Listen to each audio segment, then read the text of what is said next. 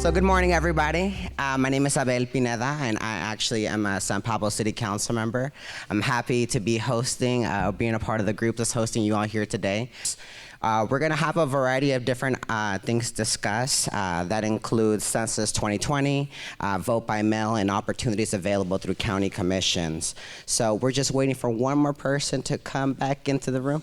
Oh, she's here. And so with that being said, I'm actually going to get started. So thank you again, everybody, for coming out this morning. Welcome to the city of San Pablo.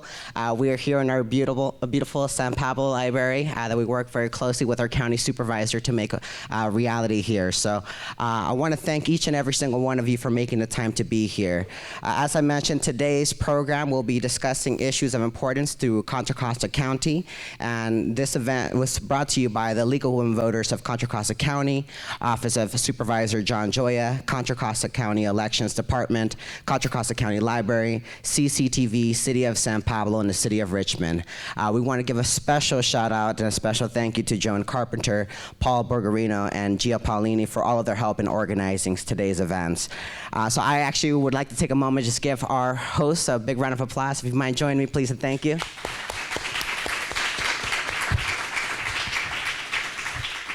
So just so you are aware, we also have a lot of wonderful people here joining us today. We have Councilwoman Rita Xavier from the San Pablo City Council. Give her please a round of applause.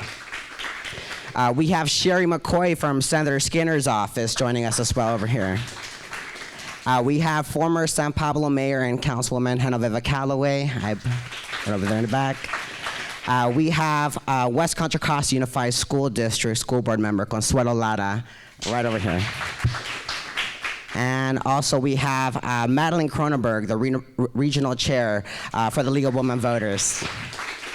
And also we have Taylor Kimball from Congressman Mark DeSanya's office also joining us. And if there's anyone that I miss, I do apologize, but I want to make sure that we can get moving with this program. We start a little bit late, but we're going to keep on pushing, all right? Today's speakers include our very own Supervisor John Joya. We have Joseph, who was the chair of the Board of Supervisors, and in a minute I'm about to bring him up to come say a few words. We also have Joseph Cansamila, the Contra Costa County Clerk Recorder, Aaron Mendez from the Elections Division, also from Contra Costa County. We have Christine Solsing, the Principal Planner of the Department of Conservation and Development, and also joining us is Darlene Dropkin-Rios from the United States Census, representing the federal government, and later we'll be having Richmond Councilmember Demlis Johnson. So without further ado, I would like to bring up our County Board of Supervisor Chair, John Joya. Thank you very much. Thank you. Thank you, Council Member, and give him a big hand. He's also was involved in organizing this event. And just to note, it's great to have new young council members, because we all knew him when he was active with the Rise Youth Center as a young person and then worked for former Assembly Member Tony Thurman. So great to have you on the council. So we want to welcome you today. This is not just only for the benefit of those of you here today, and I know you talked to many other individuals, but we're recording this on Contra Costa TV and will be edited and shown around the county as well. So we appreciate everybody being here and appreciate those watching as well. So I want to thank Joan Carpenter in my office, who really came up with the idea on this to work with League of Women Voters and really put this event on and to combine a lot of important topics about important community participation. And the purpose of today is really to talk about the best ways for the community to be involved, to have an impact. And there's a lot happening right now, and it's a really important time, so I'm going to talk about some of those things. You are going to hear later from folks working on the census. I can't tell you how important that is. You know that. It affects how much federal funding we get here in Contra Costa County. It affects representation in Congress.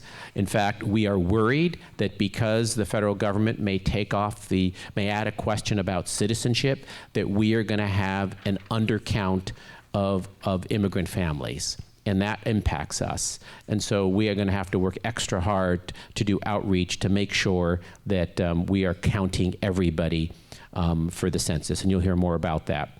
Another thing I will say, the county is in the middle right now, for the very first time in about 25 years, updating our general plan, which affects the planning and zoning for the unincorporated areas of the county. So out here in West County, it'd be North Richmond, for example, El Sobrante, Kensington, and Rodeo. Other parts of the county, it's Discovery Bay and Alamo and Bay Point. So the idea is we are working through a series of community meetings. We've had a number of them already around the county. There will be a lot more. To really develop the vision for what residents want Contra Costa County to look like over the next 20 years. And for the first time, we are going to be adding policies on health, sustainability, environmental justice, and economic development. All very important issues. Already, San Pablo and Richmond have health elements and health policies in their general plan. That's great. So we will be adding those and others. And really, the general plan is what's called the constitution of land use. So zoning has to be consistent with the general plan. So that is an important thing going on. Doesn't happen often. We're also in the middle of updating our climate action plan about how our county meets the goals of reducing greenhouse gases. So that's an important thing happening right now as well. You're going to hear from our elections office about some very new initiatives that make it easier to register to vote and register to vote by mail. I really want to acknowledge the leadership of Joe Cansamilla and his team, his staff at the elections office to really work hard to make voting more accessible. Right? Thank you. There's also a chance for the public to serve on a county civil grand jury. We don't appoint that. The Superior Court appoints the civil grand jury. They've already been impaneled for the new one for this year, but I just want to mention that that's something to watch for every year because it's a chance for the public to really look at the practices of city and county government here in Contra Costa and special districts and look at how to recommend making changes to make government more responsive, more accountable, and if something isn't going well, to make recommendations on changes. And that's the Contra Costa Civil Grand Jury. I'm going to say a little bit about county commissions as well. I really value the input that I get from the commissioners that I've appointed here in West Contra Costa, but county commissions deal with almost every subject and issue you can think of across this county and apply not just to unincorporated areas, but to issues for people who live in cities.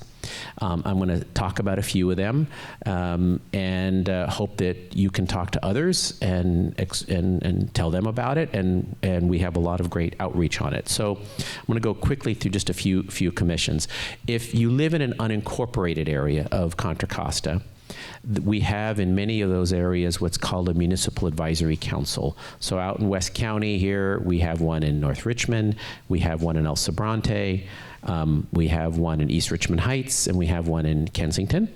And in other districts, for example, we have Rodeo and Bay Point and Alamo and Discovery Bay. So there are these municipal advisory councils, with one exception, are appointed by the Board of Supervisors. And they hear presentations from county staff on many issues, and they make recommendations to the local supervisor and the Board of Supervisors in general about issues happening in their community, development issues, crime and safety issues. So, for example, the North Richmond Municipal Advisory Council has been spending a lot of time on how to make the community more vibrant, beautification issues, what land use, what types of new development should happen, all really important ways to be involved. And they act like a local city council. Their decisions aren't binding, but they of great value to us and to county staff. We have a number of commissions by subject area, and I'll just run through a few of them. We have the Alcohol and Other Drugs Advisory Board for those who are interested in making recommendations on policies dealing with substance abuse and alcohol abuse, and we have an Art and Culture Commission. We have an Aviation Advisory Committee because we have airports. We have a Commission for Women that's very active. We have an Economic Opportunity Council. an emergency medical care committee. We run the EMS system in Contra Costa. That's, fire and ambulance first responder, and they make recommendations along with other medical professionals about emergency medical care. We have a Family and Children's Trust Committee. In fact, that's where Tony Thurman got his start. Tony and I joke about this. We appointed him to the Family and Children's Trust Committee way back over 15 years ago, before he ever ran for public office. That was his first involvement in local government here, and of course now he is our state superintendent of public instruction for the whole state of California. We have a First Five Commission. In fact, I'm actually looking for some outreach. I'm doing some outreach to try to fill a vacancy. It's the commission that decides to spend how to spend the tobacco tax money on issues related to children 0 to 5. A commission with a fair amount of power, and if you know someone who's interested, I'm really looking for somebody here in West County to be a good advocate for children on those issues on the First Five. We have a library commission. Of course, this is a great library here we're in. This has been a great partnership, as the council member said, between the city of San Pablo and Contra Costa County. We have a mental health commission that's very active. We have a planning commission. And we also have a relatively new sustainability commission that also is working on how we have policies in Contra Costa that make us more sustainable. So there are those. We have a website. If you go to the county's website, there is information about each of these commissions, which vacancies exist, who's currently on it. And whatever part of the county you live in, there may be vacancies, and some of these positions are filled by the local, or recommended or nominated by the local district county supervisor. Others go to a committee of our board and are at-large seats. So we have both at-large and as well as the district seats. So I want to be brief. Just wanted to talk about those items, and again to say there's a lot going on for citizen involvement.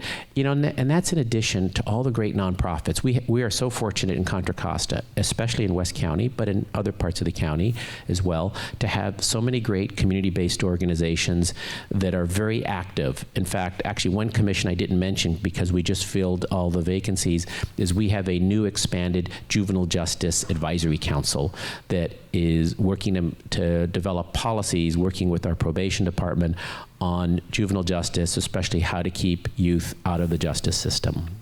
And in fact, what led to the formation of some commissions, like we have a racial justice oversight board as well, that is making recommendations on changes to our justice system in Contra Costa, specifically eliminating the disparity that exists where African Americans represent a much higher percentage of those who are incarcerated in both the juvenile and adult justice systems than their representation in the population.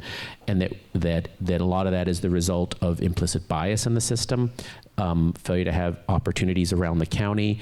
And that commission was really formed because of the advocacy of the Racial Justice Task Force, which was a countywide group of residents, strong advocates, arguing for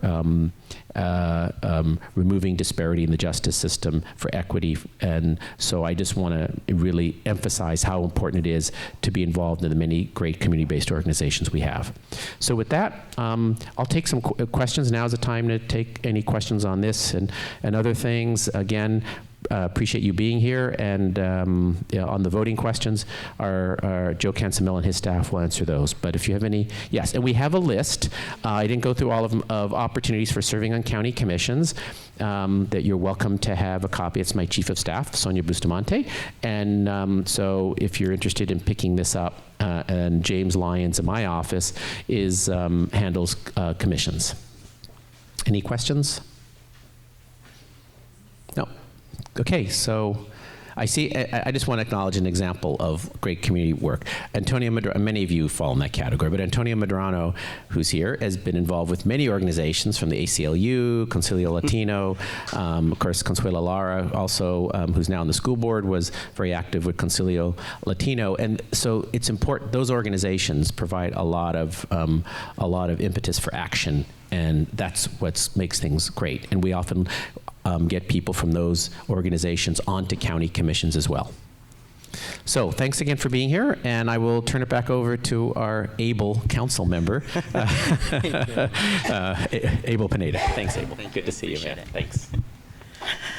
Thank you, Supervisor Joya. Let's give him a round of applause. So I just want to touch up on something that he was talking about, talk about how important for us to not just be informed about what's happening in our communities, in our county, and across our state, and across our country, but also seeing that there's opportunities for you to be active in the decision-making process. As people in our public, you get to see firsthand and experience firsthand successful and failed public policy. And therefore, we use you in terms of your experience to be able to inform us about what we need to be doing and how we could be doing it better. So I want you to know that while the supervisor had mentioned about commission opportunities available through the county, there are opportunities at every single level of government, local, county, state, and federal. So if there is something that you are interested in something that you're passionate about, I assure you that there's an opportunity for you to give back in that field. So I do want you guys to keep that in mind as you go forward, not just with this day, but throughout your lives. Is there something that you feel passionate about, want to see a difference, and you could put yourself out there and you can make that happen. Another thing is that as we talk about, as the supervisor mentioned, a lot of us, we belong to other organizations, other spaces, other communities, and people trust us. And they need to be able to know from people that look like them, that come from the communities like them, about opportunities that are available to them. So just keep that in mind as we go through this day. So I would like to take this moment now to introduce Joseph Castanilla, our county clerk recorder for the county. He's going to be talking about vote by mail and the benefits and pretty much how we're making sure that the community is able to safely vote and have their voices represented. And so without further ado, please welcome Joe. Thank you, Abel, and good morning, everyone. Thank you for the invitation and the chance to come out here today. I want to talk a little bit about the makeup of the county and our structure, and then what we're trying to do in terms of not just vote by mail, but increasing voter registration options, voting options, and participation in general. We have a fascinating county of 1.2 million people or so. We have 630,000, more or less, registered voters. We go from some of the poorest areas to some of the richest areas in the state of California. We go from the waterfront and an industrial base to a highly suburban commuter population. So when we look at how do we reach out to communities, we've got to look at the diversity of the county. We've got to look at the makeup of all the populations. We've got to look at how we can target our resources, which are rather spare. The board is good to our department in general, but we still have a little bit of money to reach out to a large population of people. And when we started to look at this, initially when I came into the office in 2013, we developed a community outreach program with a small team and a focus on engaging the broader community and populations, not just in voting, but the underlying issues that affect communities, so that we could develop an engagement with the population, not just with it's important to vote, but the underlying rationale for why it's important to vote. Why you need to take the time and the attention to learn about issues, how you can find out about issues, and then how you can use that information to develop rationale for how you want to vote. In doing that, we realized that one of the problems we had was that not only do we have a diverse population and a diverse makeup, but we have diverse voting patterns that are quite striking. From the wealthier areas where the voter turnout is 80+% to, on a consistent basis, to areas like Richmond or where I am in East County, where the turnouts can be 10, 12, 15%, 20%, 25% in a good year. So it was, how do we target these populations and make it easier for people to get involved? One of the easiest ways of doing that, we realized early on, was by giving people an opportunity to get their ballot at home and take the time to study it, take the time to learn about the issues, take the time to see what it looked like, because a lot of people who are voting for the first time really don't understand what a ballot looks like and how complicated it can get. But if you get it at home, you can take time, you can take a weekend, you can take days to study it and return it at your leisure. You're not jammed into one day trying to get to a polling place if you're a commuter or if it's not convenient location. So how do we develop a stronger vote-by-mail program? How do we develop a stronger vote-by-mail program that offers more people an opportunity to register and to participate in the process? So over the years, we've gone from roughly 50% of our voters voting by mail to now 70%. And we're trying to push that to 80+%. Because we believe that, especially in the underserved neighborhoods and areas of the county, where we've tried outreach, where we've tried to expand the number of polling locations, and it's still not making a dent, that what we need to do is be able to provide people with more opportunities to get their ballots early, to take the time to understand the issues, and be able to conveniently return the ballot. So besides having opportunities to register online, we've got registration forms that are available in all the libraries and city halls. Registration is easy on the Secretary of State's website or ours. The League of Women Voters has a strong outreach program for voter registration. We're seeing a large number of increases in voter registration through the DMV and the process they have now for automatically registering voters. So the numbers are increasing. What we want to do is see the same kind of increase in vote by mail. So if you're a registered voter and you want to vote by mail, you can do a couple of different things. We have a very simple card that you can fill out and return to us in a variety of different ways. You can email our office and we will move you from a polling place voter to a vote by mail voter. And you can text us as well if that's a convenient option for you. So why are we doing this right now?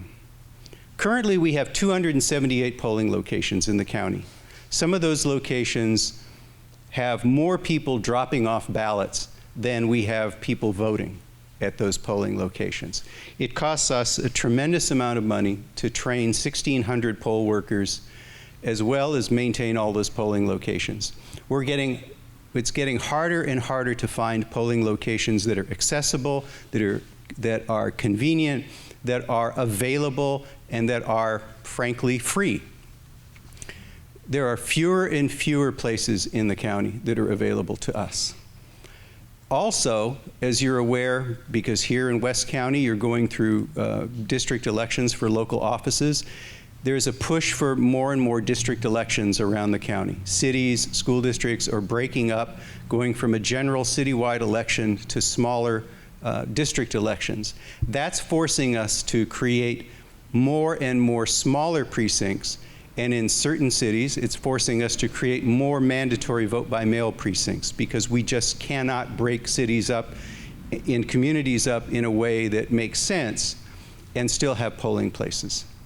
So we're shrinking the number of polling locations just on the natural because of the reduction in available places.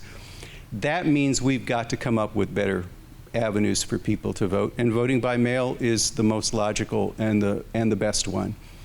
People are concerned, frankly, with is it safe and secure? And the mail, I realize, is not always reliable, but it is convenient. And honestly, we get 98% of our ballots returned vote by mail through the mail without any problem.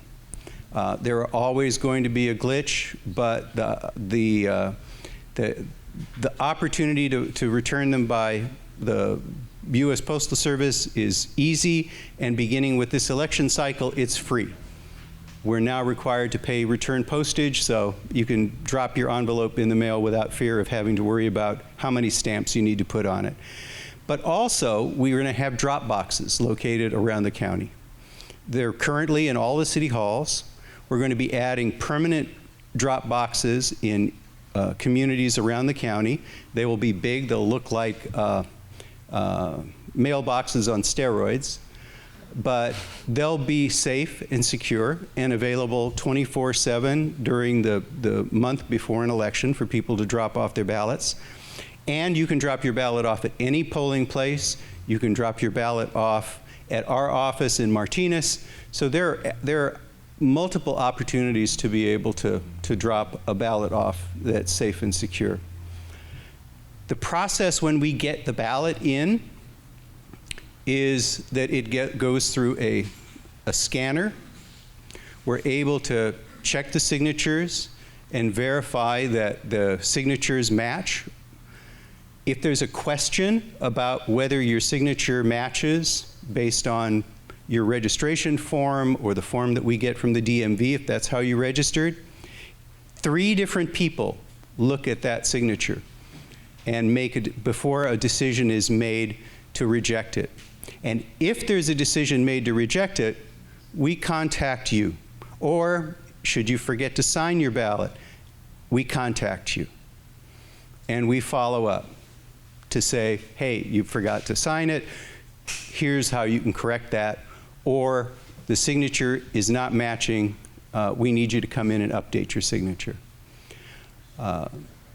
If there is a question about the ballot and you've returned it early enough, we're able to get in touch with you and get it fixed.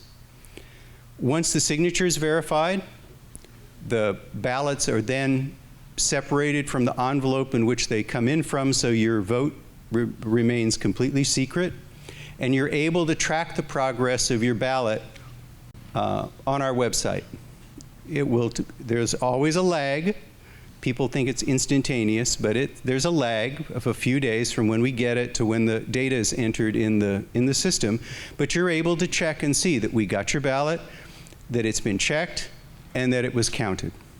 So that you're able to track, you're able to verify, and you're able to have the assurance that it's in the system. If you're a vote-by-mail voter and you haven't gotten a ballot within a reasonable amount of time after the ballots go out, which is 28 days before the election, you call us, we'll send you a replacement ballot.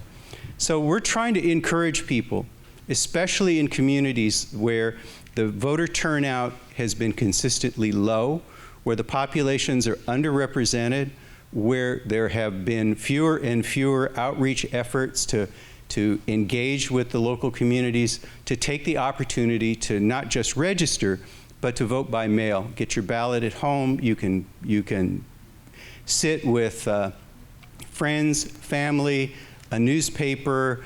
We still have a few of those around. Whatever resource you want to be able to study the issues, to take the time to learn about the candidates, and vote. Because as we have seen, whether it's locally, statewide, or nationally, each vote has an important impact on the community. If it's a school board or a city council, board of supervisors, for those of us who have served in local office, we can tell you it only takes 1 or 2 candidates that might get elected that probably shouldn't have to disrupt an entire community. So it's important to understand the implications of your vote. There are going to be a lot of important ballot measures. There are going to be a lot of candidates coming up in this next year, and it's important you have the opportunity to participate. There are special, unique characteristics in some areas. For example, we're trying to increase our outreach to the jails and to the population that's in custody so that they know they have the opportunity to vote. We're trying to do more and more outreach into the schools to pre-register high school students who can register before they turn 18 so that when they turn 18, they don't have to do anything else again. They're automatically in the system, they're automatically registered to vote, and they can get their ballot. So all of those things are important, but the most important thing is to register, to participate, and to take the time to study the issues. And we believe that the best way to do that is by voting at home. So thank you for that, and I'd be happy to answer any questions if there are any. Yes, ma'am. Is the signature still in the back of the envelopes? Because one time I wanted to vote by mail. My question is, on the back of the envelope, if you do a vote by mail, does your signature still have to go on the back of the envelope? Is there any way that it could be actually on the ballot? Because some people are hesitant to put their signature on the back of an envelope. Thank you, John. The signature still goes on the back of the envelope, and we've talked about whether or not it's worth putting a confidentiality strip to hide the signature, but the reality is the cost and, frankly, the effectiveness of that in terms of concerns we get from voters is in our view, not worth it. We can't put it on the inside because the whole point is to try and maintain the secrecy of the person's vote. So if we put it on the inside, then the signature and the identifying characteristic is on the ballot itself. So it becomes a little bit of a challenge. You know, the whole issue of identity theft and capturing signatures, honestly, there are so few places that use signatures now for verifying much of anything that it really is much less of an issue than it might have been, you know, years ago. Now everything is so digitized that the signature is kind of an antiquated identity check, frankly. And considering the penmanship that a lot of especially young people have that we're finding on the registration forms these days, anyone that might be able to capture one of those signatures and do something with it, we'd wish them a lot of luck.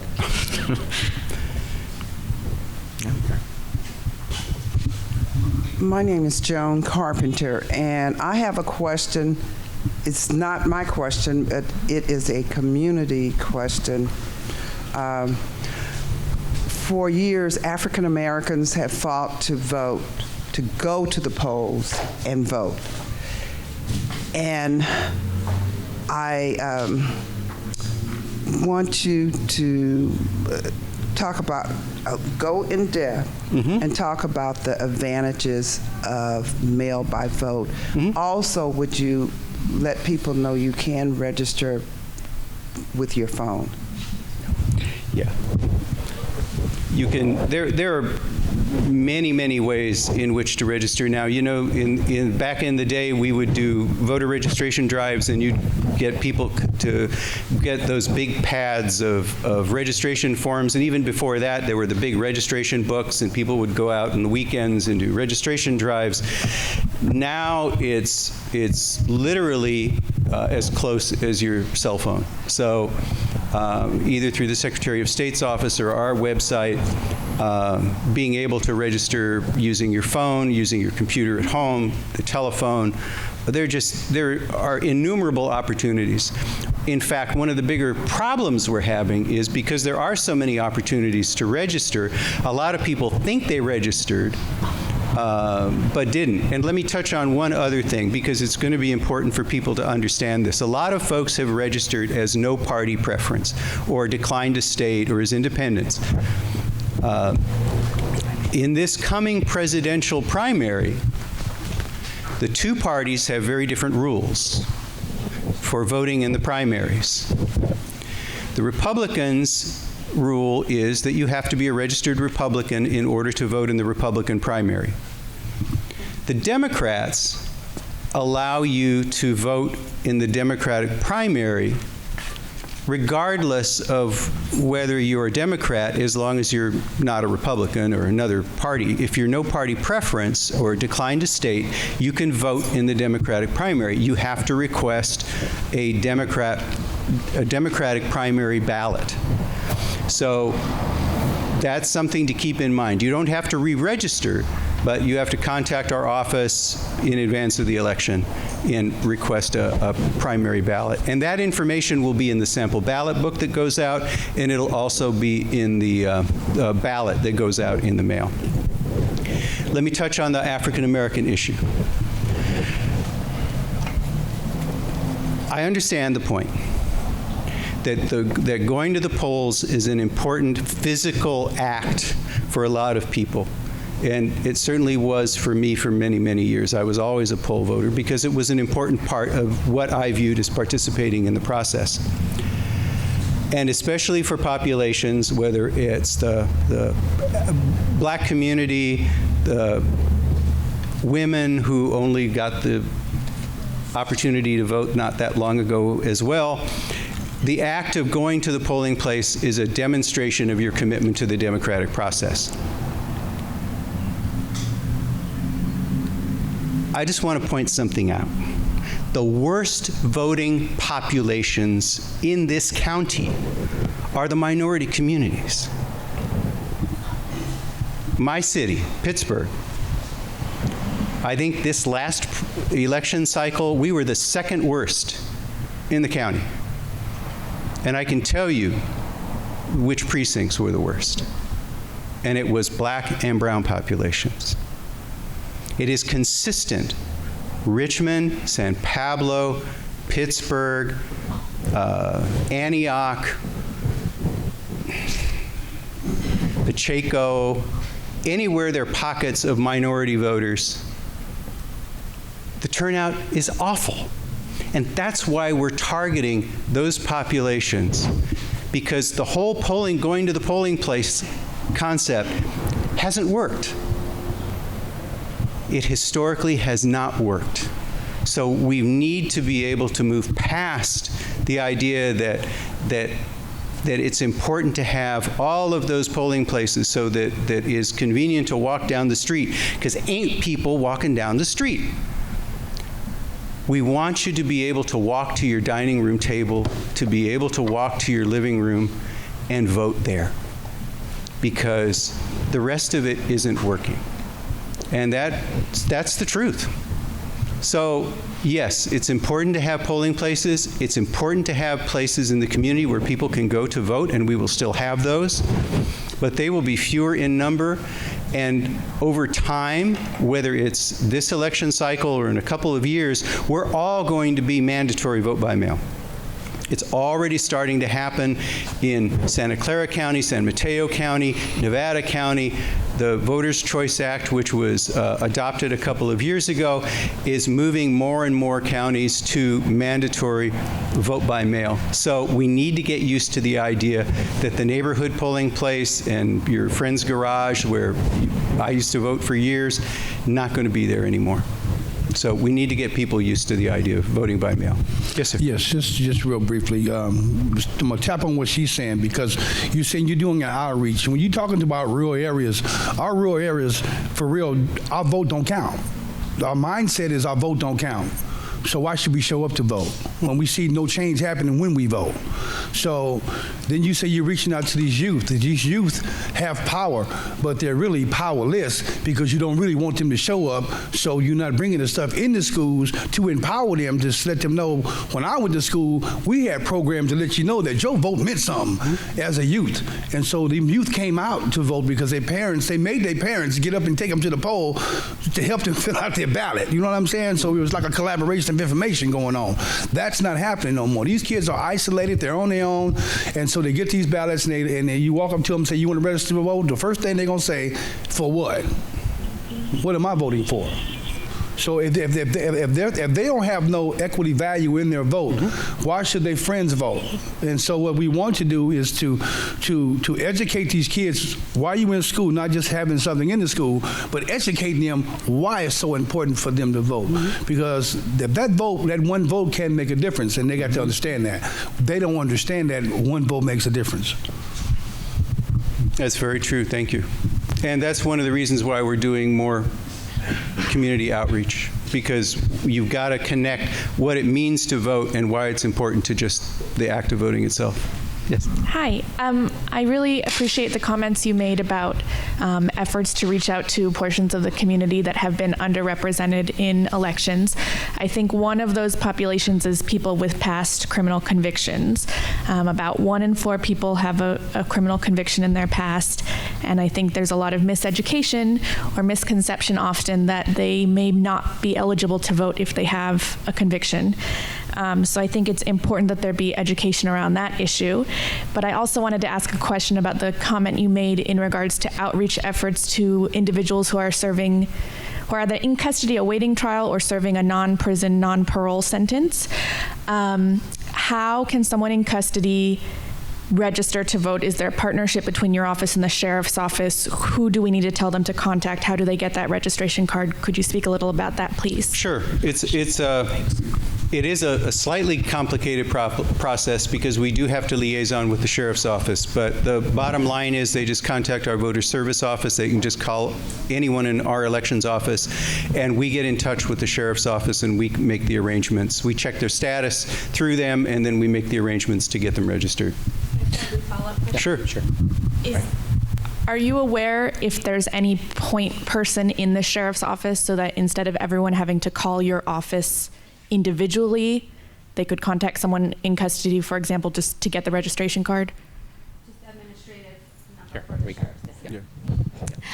There is a sheriff's contact person that they assign and appoint each election. So our office contacts them to find out who is going to be our liaison, because that person comes into our office, physically brings the voter registration forms, and in addition, on election day, they can actually pick up and deliver the ballots for the persons in custody. But that is determined prior to each election because staff could change. So, but they're very aware that they need a liaison, and we do contact them to find out who that is. So it hasn't been assigned yet.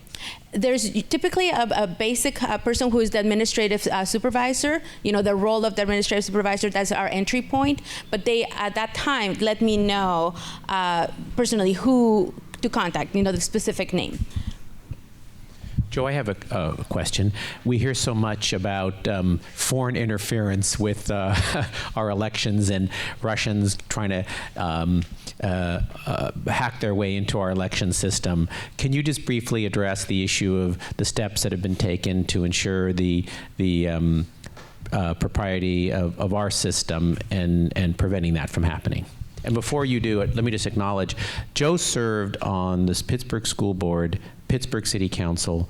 We served together on the Board of Supervisors for a while, and then he served in the State Assembly before becoming a county clerk. So I appreciate that you understand every level of government and how these issues impact and the importance of being involved. So I just wanted to note that, your history. Thank you. I think it overestimates to say I understand every level of government.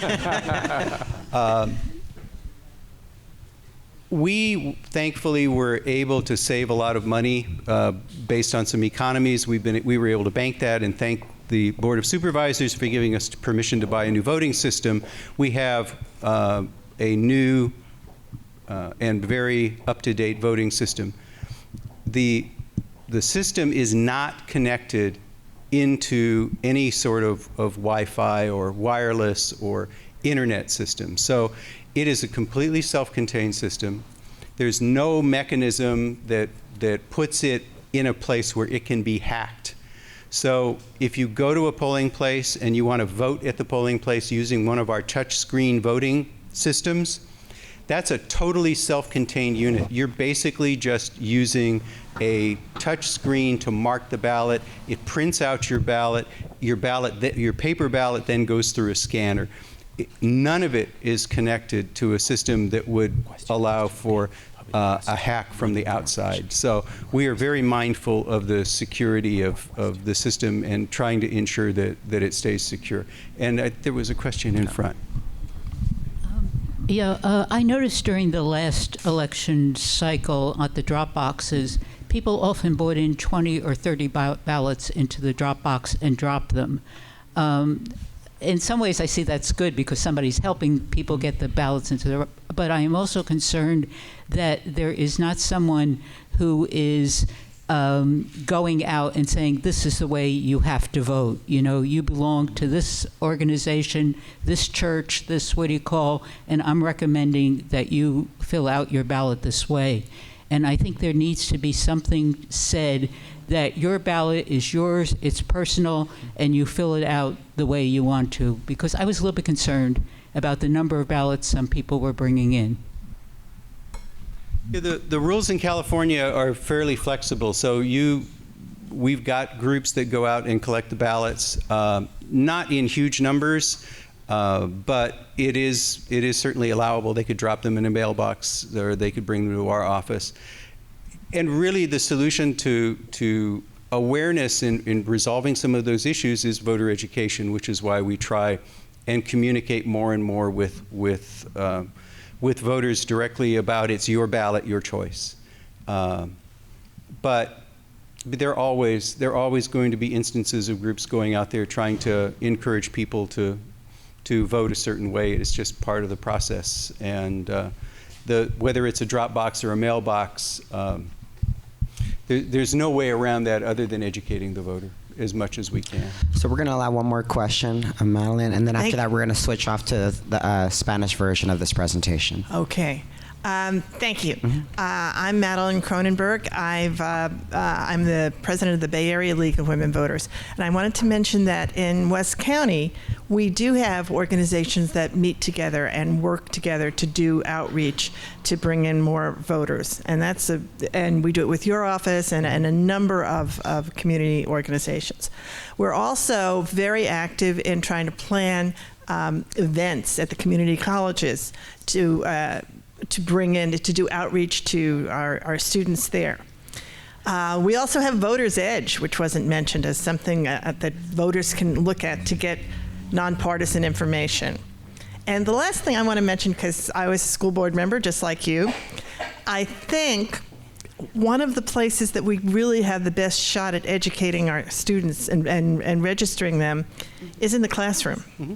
Right? And that sort of hasn't been done because the school board world and the education world hasn't totally gotten connected to the importance of voter registration. And I just think that there's a role to be played there. San Francisco, the city of San Francisco, City, County, San Francisco, and the school board passed a resolution to do it in San Francisco when they were looking for the 16-year-old vote. So I'm hoping that if we did that throughout California, we would get our students registered while they're sitting in their classroom seats. And that would bring us forward, right? And they would also have an opportunity to learn. It's while they're in their learning mode. Anyway, that's it. I think that there's some good points to the outreach efforts, especially into the schools. The problem we find is that it's really teacher dependent right now. And so if you have a teacher who is engaged, who really understands the importance of the process, we've had great success. But it continues the cycle that we're trying to break, which is the most engaged teachers we've found come from the most affluent communities, which already have good turnouts and good participation. So the teachers and the school groups in the areas where we're trying to reach the populations tend to be so overwhelmed with so many other mandates and requirements that breaking through and finding that one person who can take the lead in a school is really critical and a real challenge. But I'll also note that we're a small team. I mean, there are not a lot of us in our office full time, and you know we've done this to try and engage with groups like the League and others because it's you that can carry the message out into the communities. It's your participation, your association with your community groups, church groups, labor groups, that can take the message of the importance of voting out into the community and can deliver the message a lot more effectively than we can.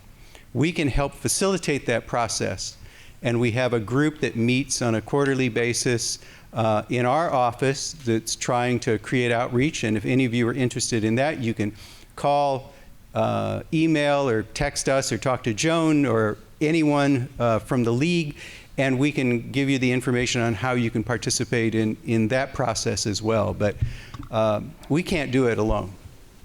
It really is incumbent upon folks in the communities to engage with how important it is to participate in the process. Well, let's give Joe a round of applause, please, and thank you. I really do want to thank him for being able to share everything that he has. I want to thank you all for your very engaged and thoughtful questions. I do want to just take one brief moment just to recognize somebody that I apologize that I mentioned earlier, which is Rachel Belden. She's from the Contra Costa County Public Defender's Office, so I wanted to make sure that we acknowledge her presence here as well. Thank you for joining us. Thank you. And just very quickly, I know for the sake of time, I want to make sure we keep the program going, but we want to make sure that this information gets out there, not just for those that are here in the room, but again, people that will be watching later on. So I would like to take this moment to bring up Erin Mendez, who also works for the election division for Contra Costa County. So please join me in giving her a round of applause, and let's welcome her. Thank you. Thank you, everyone. Thank you so much for being here. I'm going to do a brief summary of what our fearless leader, Joe Quintanilla, just explained for the audience, like I said, for the benefit of not only some of the audience here who may be benefit from the Spanish version of what he mentioned, but also for the audio, and the CCTV contribution for the future broadcast of this program. So thank you for the invitation. I'm Erin Mendez. I'm the Election Outreach Coordinator for Contra Costa County. Muy buenos días. Mi nombre es Erin Mendez. Yo soy la coordinadora electoral para el Departamento de Elecciones del Condado de Contra Costa. Muchísimas gracias por estar aquí. Y voy a hacer un breve resumen de lo que nuestro director de elecciones ha dicho hoy día, para el beneficio no solamente de las personas que están aquí en este día en el público, pero este programa va a ser transmitido también después por el canal local. Así es que por ese motivo aprecio la atención. Básicamente, uno de los esfuerzos que estamos llevando a cabo el Departamento Electoral es de aumentar la participación de todos los votantes. Entonces, para hacer eso, hemos hecho varios análisis, incluyendo ¿cuánta población tenemos en el condado de Contra Costa? Más de 1.2 millones de personas vivimos en el condado de Contra Costa. Aproximadamente 600,000 personas están inscritas para votar. De esas personas hay un porcentaje todavía que varía, depende de la elección, de participación. Una de las cosas que hemos observado es que en ciertas comunidades, sobre todo que los niveles socioeconómicos pueden ser un poquito más altos, hay una relación. En una comunidad con un nivel socioeconómico más alto tiende a participar más en las elecciones. Una comunidad con menos recursos, quizás un ingreso más bajo comunitario como promedio, tienden a no participar tanto. Entonces tenemos que ver cuáles son las razones. Hay muchísimas razones, pero una de las cosas que hemos notado es que la mayoría de las personas que está inscrita para votar y pide una boleta por correspondencia, quiere decir que su boleta oficial les llega a casa, tienden a participar con más frecuencia. Entonces, eso es un patrón que hemos visto más y más cada año. En preparación para las elecciones del 2020, que ya están a la vuelta de la esquina, estamos preparándonos y queremos que más y más personas participen. Nuestro director electoral hizo un comentario acerca de ciertas poblaciones, incluyendo la ciudad donde él vive y ha vivido por muchos años, que cuando se nota que las personas no participan, siempre vemos la tendencia de personas de color, afroamericanas, hispanos, inmigrantes. Entonces, queremos ver cuáles son las razones. Quizás es el idioma, muy probablemente. Entonces, queremos que la gente sepa que las boletas están en español. Están bilingües, las tenemos en inglés, español y chino, pero toda la información para prepararse para votar está en su idioma. Entonces queremos que este programa ayude a promover ese punto, ¿verdad? Que el hablar inglés no es un requisito para votar, es un derecho que tenemos. Entonces, si usted no se ha inscrito para votar por ese motivo, inscríbase, por favor. Si usted no ha ido a votar, vaya a votar, porque toda la información está en español. La tenemos ya preparada y hay también otra información en otros idiomas, incluyendo el coreano, el tagalog y también el vietnamita. Entonces, es muy importante que corramos la voz y como líderes comunitarios, esta es nuestra oportunidad de poder hacer una diferencia. El señor Quintanilla también se refirió acerca de, hay muchas, no tanto las razones por qué no participamos, pero también quizás, y un miembro de la audiencia también comentó acerca de personas que quizás han estado en la cárcel y cómo se pueden reintegrar al sistema, ¿verdad? Cómo pueden reintegrar sus derechos de votante. Nuestra oficina trabaja con la oficina del alguacil, el sheriff, para poder facilitar el proceso. Puede ser un poquito complejo, pero no es imposible. Entonces, queremos que la gente sepa dónde encontrar nuestra información. Tenemos nuestra página web, que es cocovote.us, cocovote.us. Está en inglés, en español y en chino también. Entonces, pero cualquier pregunta, no duden en llamar a nuestra oficina. Tenemos personal que le puede ayudar. Otra persona preguntó y un comentario fue acerca de la seguridad de votar por correspondencia. Muchas personas tienen, quizás piensen que no es muy seguro, mi firma está en la puerta de afuera del sobre, hay varias cosas. Entonces, nosotros tenemos que colaborar para poder facilitar esas boletas para más de 600,000 votantes en Contra Costa. Pero también tenemos formas de regresar su boleta, que es muy fácil. No nada más por correo, y ya no tienen que pagar timbre postal, es gratis. Pero también vamos a tener varias cajas en todas las oficinas municipales de la ciudad, de cada ciudad aquí en Contra Costa. Son 19 ciudades en Contra Costa. Además, vamos a tener otras cajas que van a estar disponibles 24 horas al día para que las personas puedan regresar su boleta. Y de esa forma pueden quizás sentirse un poquito más cómodos y seguros de que pueden entregar y que nos va a llegar su boleta. En nuestra página web también pueden verificar si ya la enviamos su boleta, si ya la recibimos su boleta también. Hay formas que pueden hacer eso. Hay mucha información en nuestra página web y cualquier cosa que no vean que está ahí, llámenos porque tenemos la respuesta para ustedes. Otra de los puntos que se habló hoy era acerca de cómo podemos involucrar a nuestra comunidad hispana, ¿verdad? Cómo podemos involucrar a nuestra juventud. Hay programas que podemos ir nosotros a las escuelas a explicar el proceso de votación, pero lo que hemos observado es que en la mayoría de las escuelas tenemos que tener un buen líder como maestro, un educador, que sea nuestro punto de contacto. Cuando tenemos esas personas podemos hacer grandes cosas. Desafortunadamente, a veces en donde se necesita más es donde tenemos menos maestros que están disponibles, que tienen el tiempo y los recursos para poder ayudarnos a hacer eso. Entonces, aquí es cuando cada uno de nosotros, o como personas de la comunidad, como padres de familia, como líderes, podemos ayudar a esos maestros, a identificarlos, a conectarlos con los recursos y formular nuestras propias soluciones, porque va a necesitar esa involucración de la persona, de cada persona, cada uno de nosotros, para poder avanzar y poder cambiar nuestro futuro y poder cambiar las oportunidades de nuestra juventud para eso. El señor Quintanilla también mencionó acerca de que vamos en el proceso de aumentar la participación del voto, vamos a revisar también los lugares de votaciones que tenemos ahorita disponibles. Hay varias razones para hacer eso. Una de las principales es que muchas ciudades, muchas municipalidades van a cambiar sus distritos. Entonces, al cambiar sus líneas de distritos, cambian muchísimas cosas para nuestra oficina en cómo podemos determinar dónde están los lugares de votación. Muchos lugares de votación también no están disponibles para nosotros. Tristemente, queremos que sean accesibles para todas las personas, incluyendo personas con discapacidades físicas, que estén en lugares céntricos, que la gente sepa dónde estén para que no haya confusión, pero cada día se nos hace más complicado encontrar lugares así.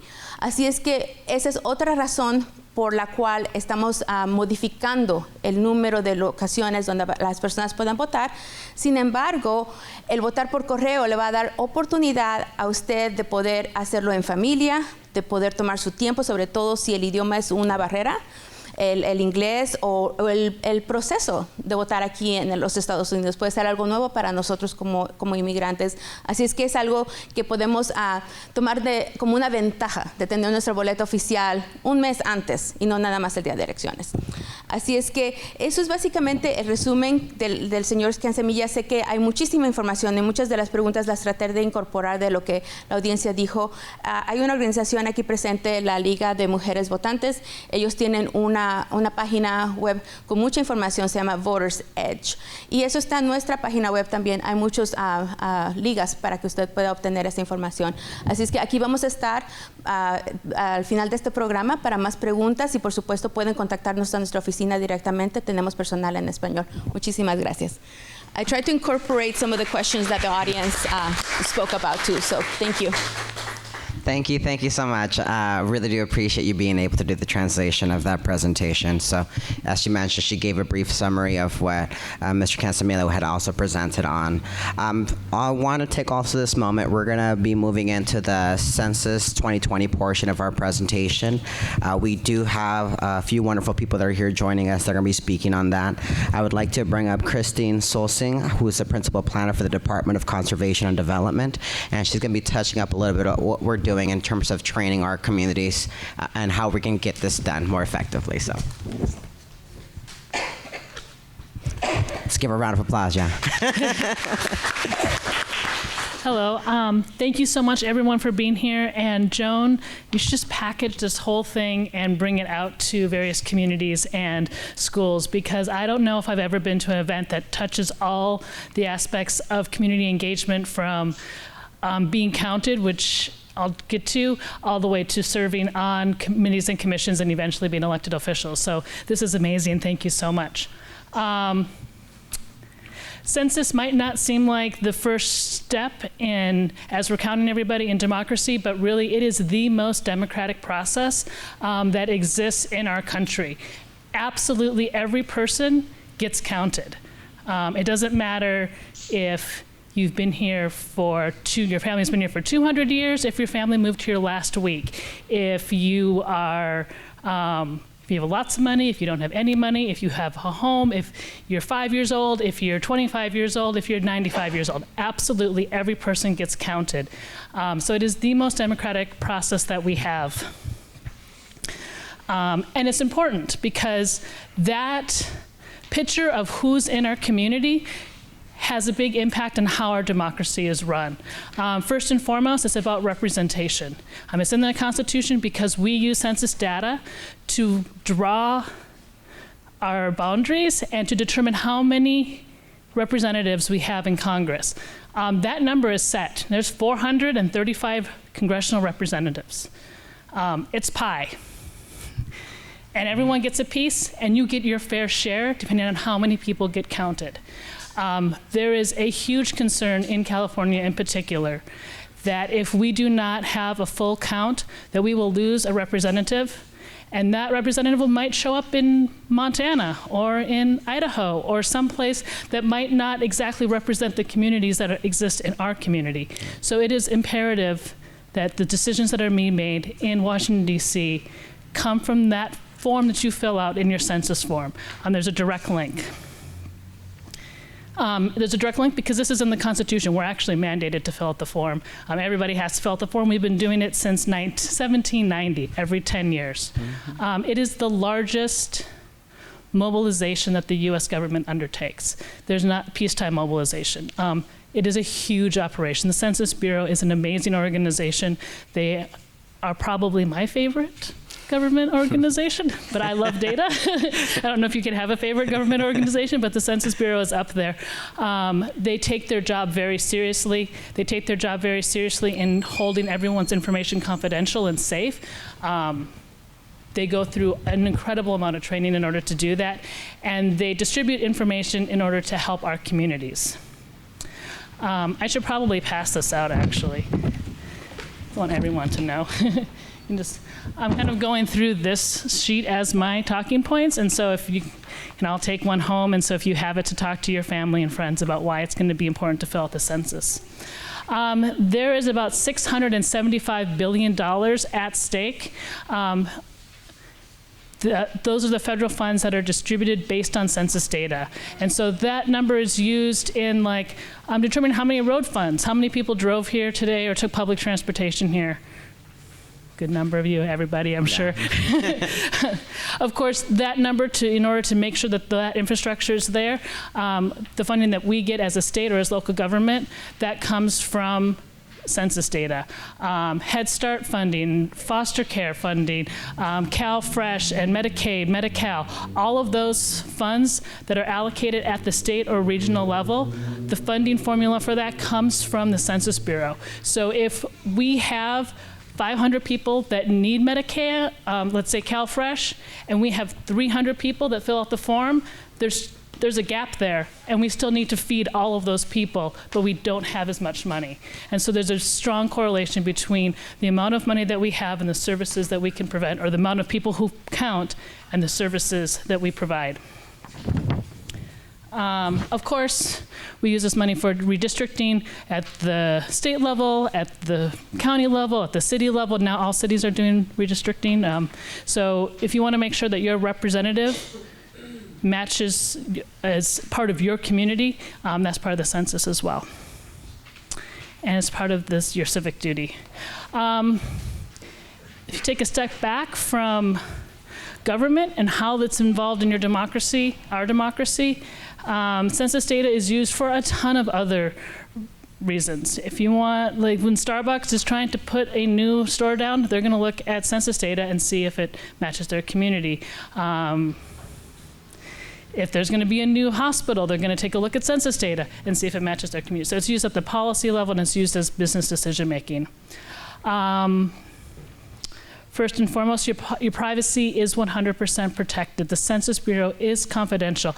Every single Census Bureau staff, and even those of us that work in local government agencies, have to sign a pledge that says you will not divulge this information. It is 5 years in prison and maybe $250,000 fine. So there's a lot at stake for divulging that information. This census is going to be the first census that is available online, so you can fill out your census form online, over the phone, or with paper. Joan's giving me a look like, what? It's true. So this will be the first online census. We're doing a lot of work to figure out where people might not have online access. But it does make it a lot easier to fill out the census form. So what will happen is in mid-March of 2020, everyone's going to receive a postcard in the mail, and that will have a unique ID on that postcard that will allow people to go online. You put your unique ID in, and you fill out the census form. It's safe, it's secure. The census form goes to the Census Bureau, and they start collating all the data.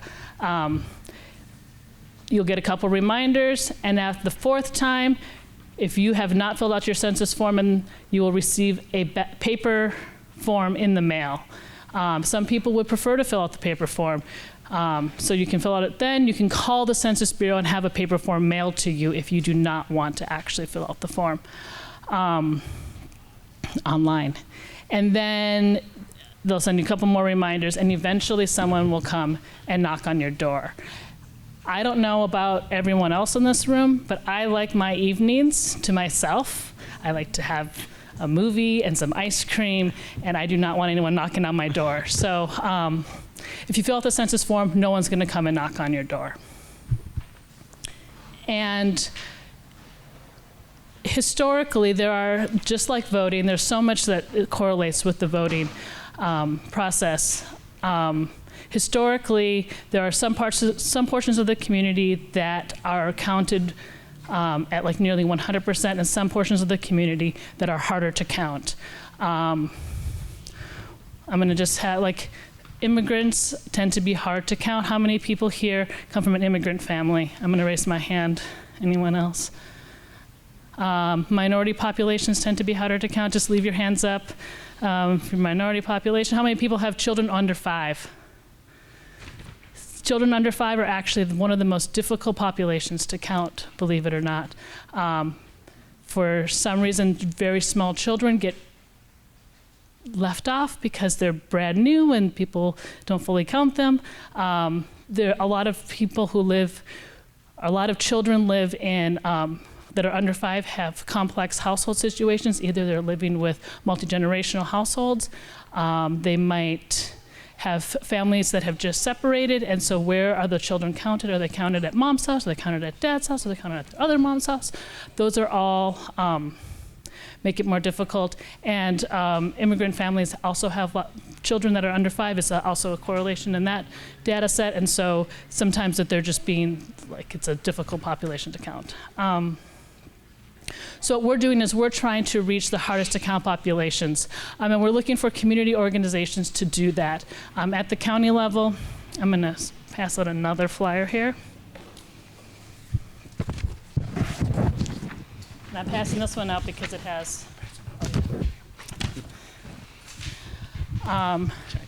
Contra Costa County has established a complete count steering committee. It's 19, I'm trying to remember, 14 members, come from various, there's a representative from each supervisorial district as well as representatives from our schools, from our nonprofit community, from our business communities, and our faith-based communities to help in the outreach process. But really when it comes down to it, the Census Bureau can get up and talk, and Contra Costa County staff can get up and talk, but it's about the trusted messengers that are on the ground who can talk to their family and their friends and their churches and their synagogues about why the census is important. There is a lot at stake.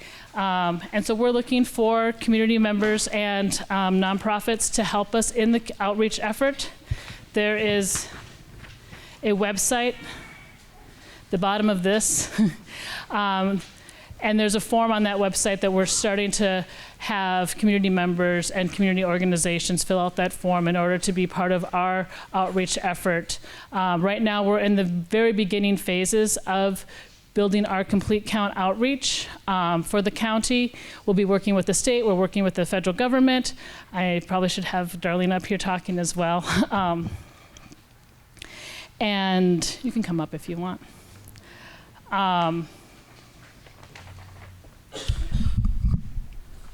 So that process will be, we're currently building our network, and we're starting our first level of outreach workshops. So we're getting information about how do we reach the hardest to count population. We want people to tell us. We will have messaging partners. We will have questionnaire assistance centers. We will have speakers that can come out and talk to organizations, but we're also looking for other ideas on how can we reach those hardest to count populations, and how can we utilize the people that are already on the ground and already have that trusted messenger status to help us get that message out. Did I miss anything? Well, let me try. Christine, thank you so much. A lot of you already know me. My name is Darlene Rails-Trapkin from my role in economic development. I have been galvanizing community to be engaged, to be part of the solution. Some of you know me from 23rd Street, where I've done economic development, and I've also worked out in Oakland. When I saw this position online to join the U.S. Census at the federal level and be the partnership specialist for Contra Costa County, I thought, count me in, because I recognize the importance of our hard-to-count communities. We've been looking on we know that Richmond and San Pablo, and I've already been looking on the stats, that's where it's going to be hardest to count. Same thing as we were talking about voting. It's the same issue, except the difference is that not everybody is eligible to vote. Everybody is eligible to be counted, and everybody needs to be counted. Why? Because we were talking about power, money, and justice. Power, because we know that we need to have representatives here locally, but the money is $675 billion every year. Now, I come from the nonprofit sector, and every year when we go ahead and apply for grants, We know that a lot of it is based on how much money is eligible to come into our neighborhoods is based on the census tract information. It's all about the census.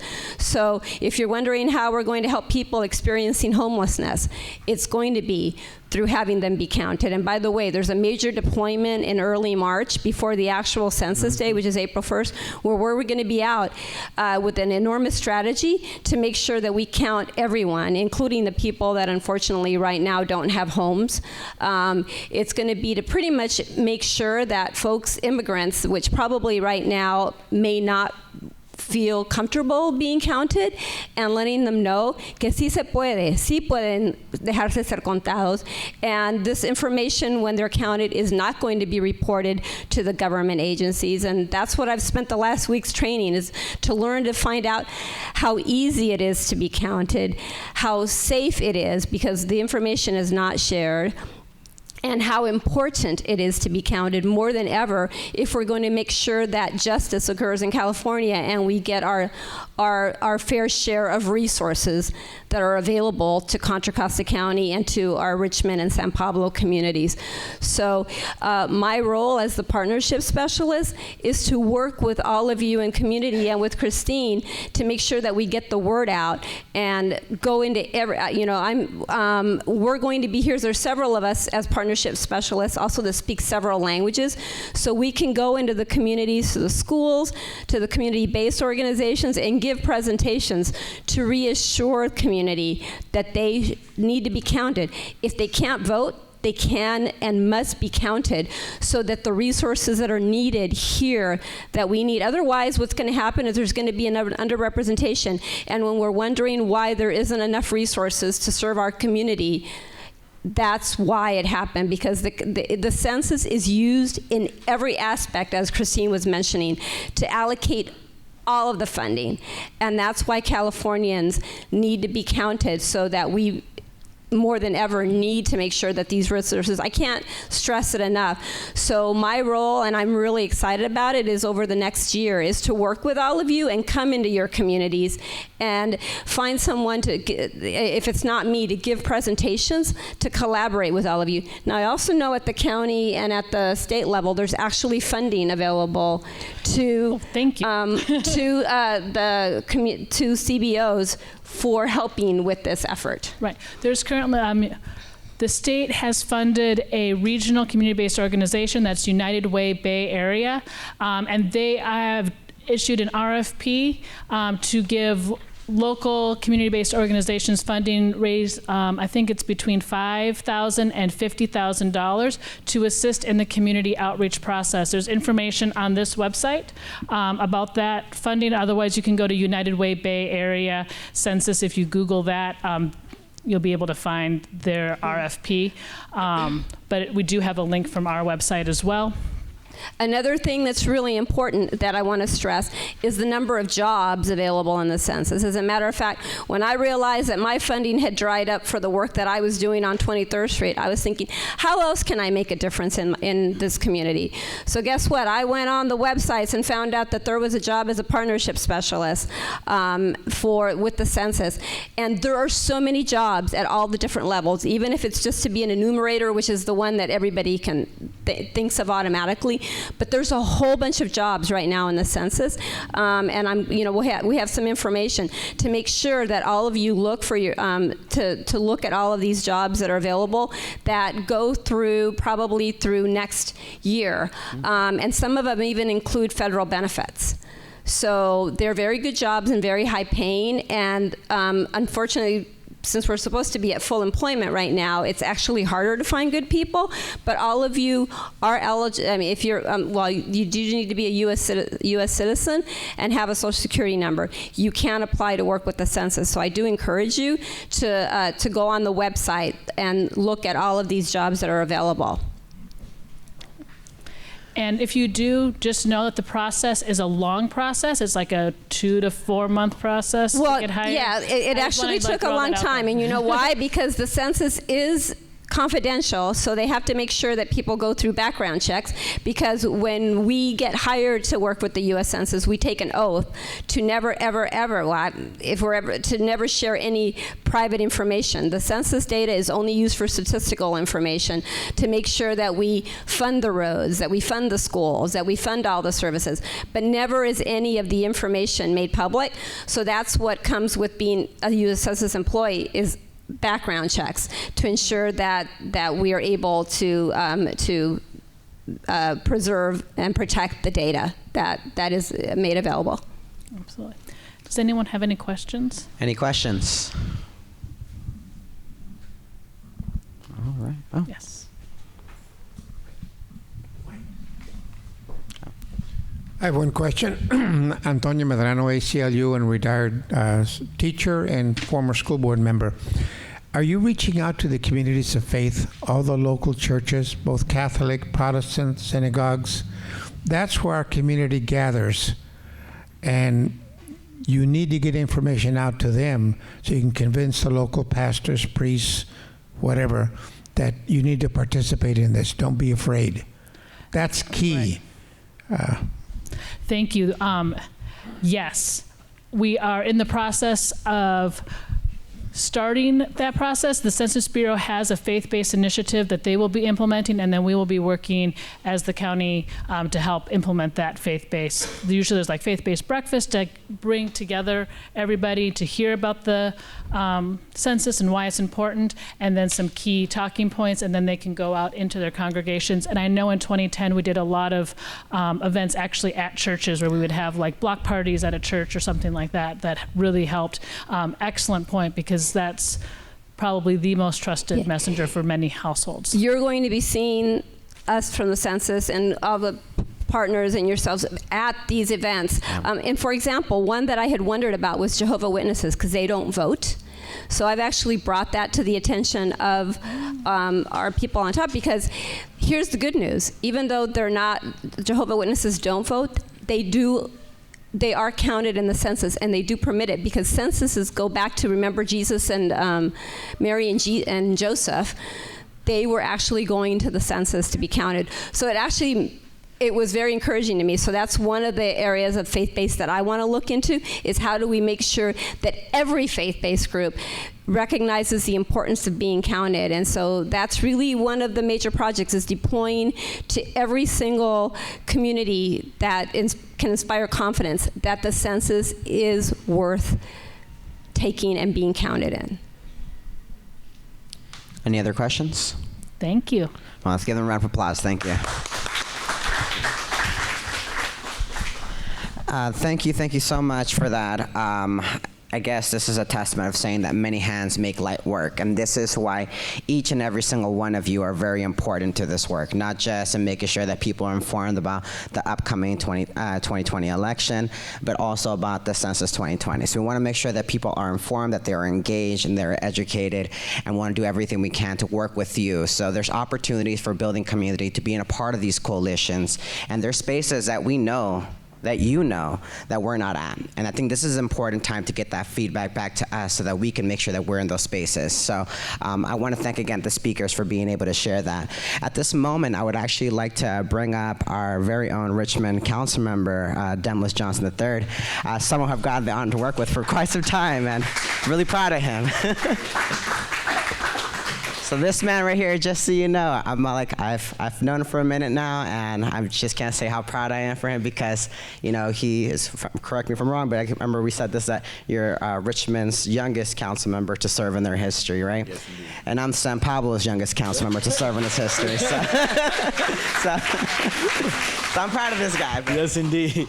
Well, thank you, Abel, Councilman Pineda. Thank you.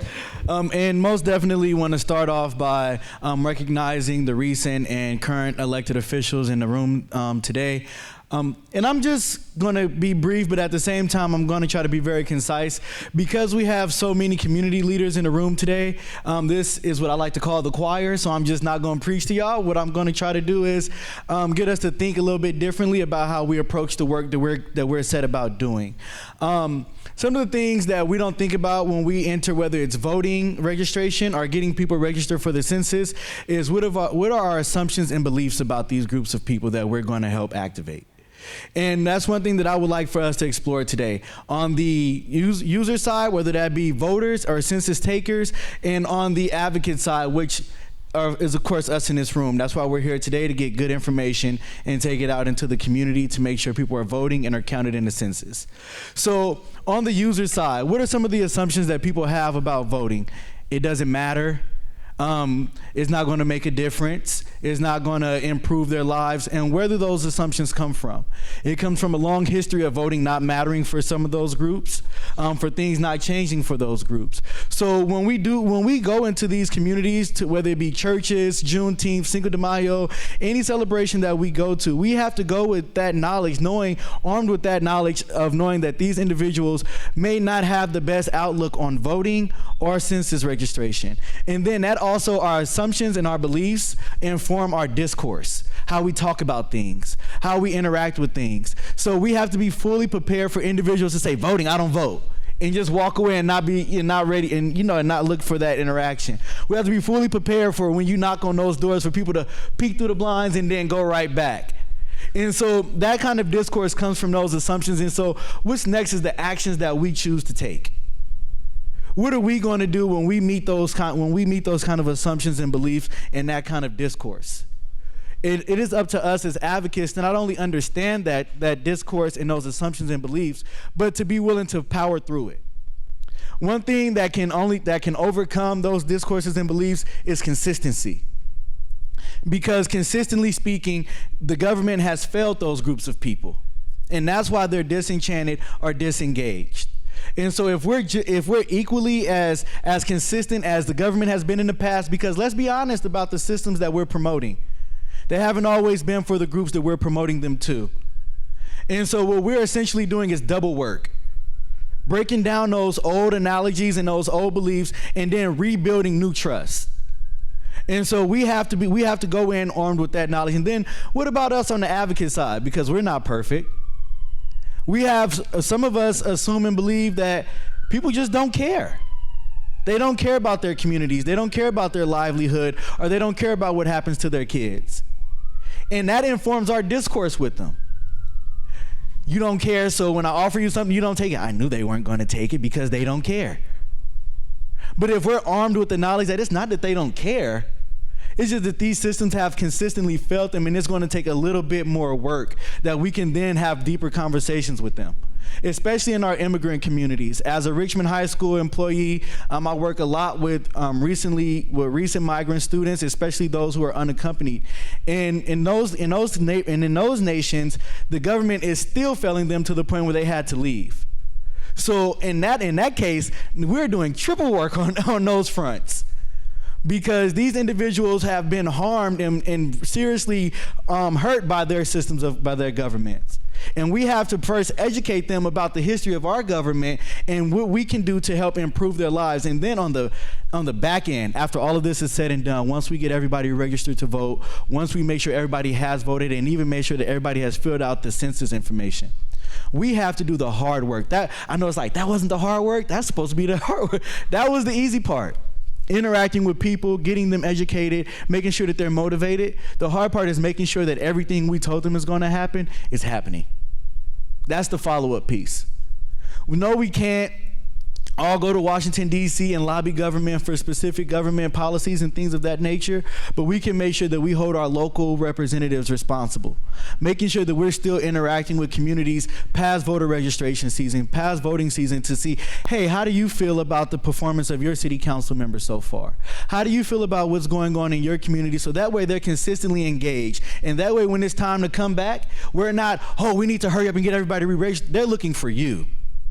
Because why? Because they know that there's going to come a time where I can either get this person out of office or I can be counted where I wasn't counted before. And that consistent engagement, I feel as though a lot of times we take voting and census registration as this one-off thing. It happens once a year, for census, every 10 years, and for voting, let's be realistic, it happens every 2 years. And so if we're being 100%, if we're being engaged with our community consistently, not once every 10 years, but every year, talking about the census, getting everybody involved with the census and how important it is, whether that's just education. When that 10th year comes around, people are going to be looking for the census. We won't have to do as much work as we did before. And the best thing about it is it's like business, right? When you have good consumers, who's going to be your best advertisers? Those consumers. They're going to go out and they're going to make sure that their relatives and their friends are registered to vote, that their relatives and their friends are going to be counted in the census. So what am I saying? What is all of this about? Let's make sure that we're conscious of the communities that we're going to be serving. And if we don't know what their assumptions and beliefs are, it's okay to host focus groups and display what you don't know. Let them know before you even go to the Latina Center or to St. Cornelius or St. Mark's or even Easter Hill United Methodist Church. Call a group of those parishioners or those members in and just fact finding. What are some of the things that you hold true? What are some of the things that you value? So that way when we come into these communities, we're not looking fake. Because that's the other piece. They can smell it a mile away. They can smell when you're just doing it because you're getting paid to, or you're doing it because you're running, so of course you're gonna want me to vote for you. They want the hard truth. They want to know what's really going on. And I feel as though when we can get in a room like this and have real conversations with one another and really break down those walls and those dichotomies of I'm the advocate, so I'm all-knowing, I'm omniscient, and I'm powerful, and I'm here to fill you up with a bunch of knowledge on why you should care more about your life, why you should care more about civic engagement, and why you should just be a better American. That's how we approach them.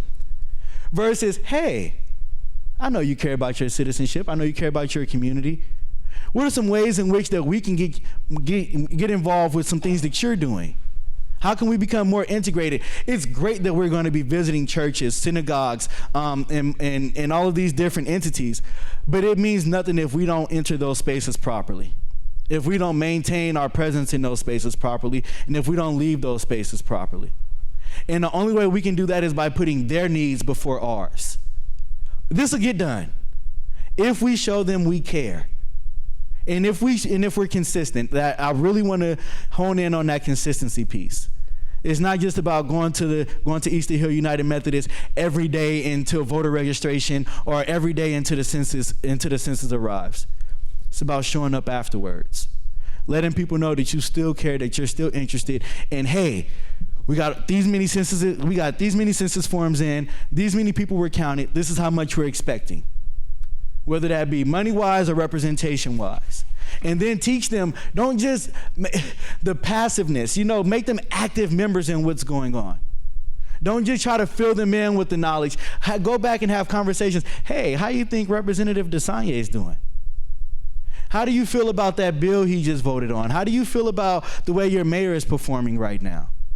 That way they have a real vested interest in what's going on. And as I said before, when it's time to do it again, you won't have to re-educate anybody. You won't have to re-engage anybody. They'll remain engaged.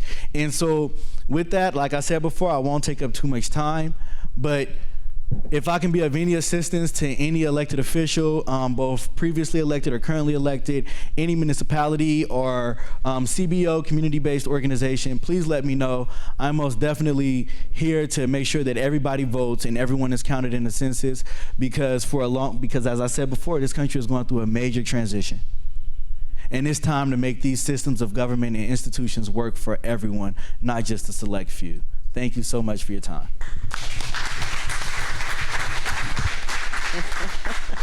This guy. See, that's why I love this guy. Nah, he's a really good guy, and I appreciate everything that he does in the interest of the public and for the community. So thank you again, Demlis, for everything, for all your comments. I did just want to touch up something. I'm going to say it in Spanish. It's kind of my brief remarks, not just as a council member, but as a person who has been also working and getting people out to vote across the state of California for quite a number of years now. So para toda la gente, igual como dije en inglés, digo, yo soy Abel Pineda, yo trabajo por el Consejo de la Ciudad de San Pablo y queremos que toda la gente esté informada de lo que está pasando y lo que va a venir. Y estamos hablando específicamente de la elección en 2020 y de Census 2020. Esto va a determinar, obviamente, no nomás cómo nuestras comunidades se van a mirar, dependiendo en quién va a tomar esos puestos, qué diferentes oportunidades sobre ballot measures que van a existir y dar tu voz y tu opinión en esas cosas. Pero últimamente, hablando de Census 2020, es una cosa muy importante y tenemos que asegurarnos que todos están informados, que aunque no todos pueden votar, todos pueden estar contados. Igual como dijo Darlene, eso es un mensaje muy positivo y que tenemos que tener toda la gente entendiendo. Todo aquí la gente estamos representando muchas organizaciones, muchos departamentos, muchas agencias y tenemos que hablar con todos nuestros vecinos, nuestras familias, nuestros colegas para que sepan que eso está pasando y cómo se puede involucrar. Igual como dijo Demlis, ya sé que a veces las pláticas son duras.